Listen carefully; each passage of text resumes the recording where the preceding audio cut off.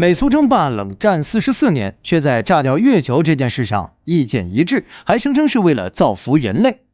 炸掉月球造福人类是由美国的一名数学教授提出来的，他认为这是一件必然会发生的事，只是不知道会在何时发生。人类真的会这么做吗？45亿年前，两颗行星经过撞击合二为一，最终形成了地球。一块较大的岩石块因为巨大的撞击脱离了地球，于是月球诞生了。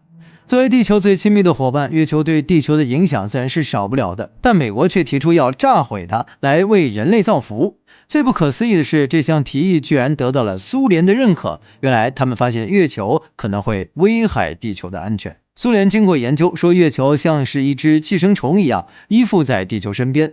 苏联人民常年过着冰天雪地的生活，就是因为月球强大的引力把地球给拉歪了。地球以这种倾斜的角度围绕着太阳转，才会导致俄罗斯人和非洲大陆上的人在同一时间经历着大旱。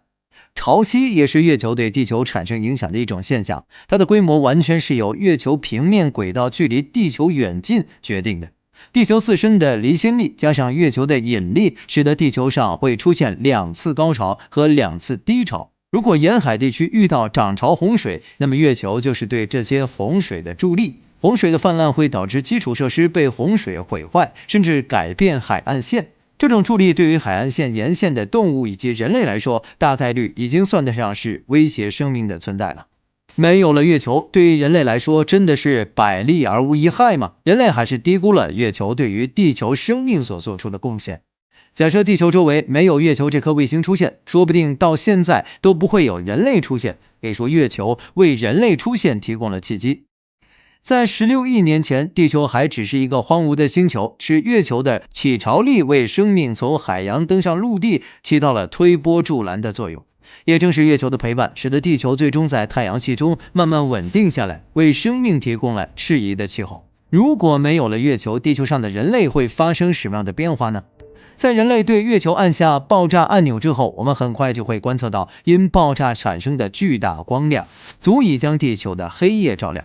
随之而来的是数不清的陨石碎片，因为地月之间距离实在是太近了。这些陨石碎片就像小行星与撞击地球时一样，不仅数量多，而且还快速地向地球而来，每一片都蕴含着原子弹般的威力。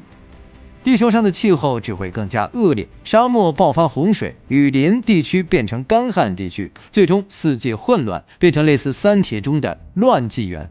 扎心的是，三体人还可以等到恒纪元，地球人却等不到，因为地球再也没有了月亮这个屏障，再也没有可以替地球阻挡小行星的星体了。地球被天空中的小行星袭击的概率就变得多了起来。当然，想要炸掉月球，现在也只是美俄两国的无稽之谈。人类想要炸掉有地球1/4直径、81%质量的月球，最起码需要现在人类核武器库的200亿倍，并且同时引爆。以目前人类的科技水平来看，这个行动并不能实现。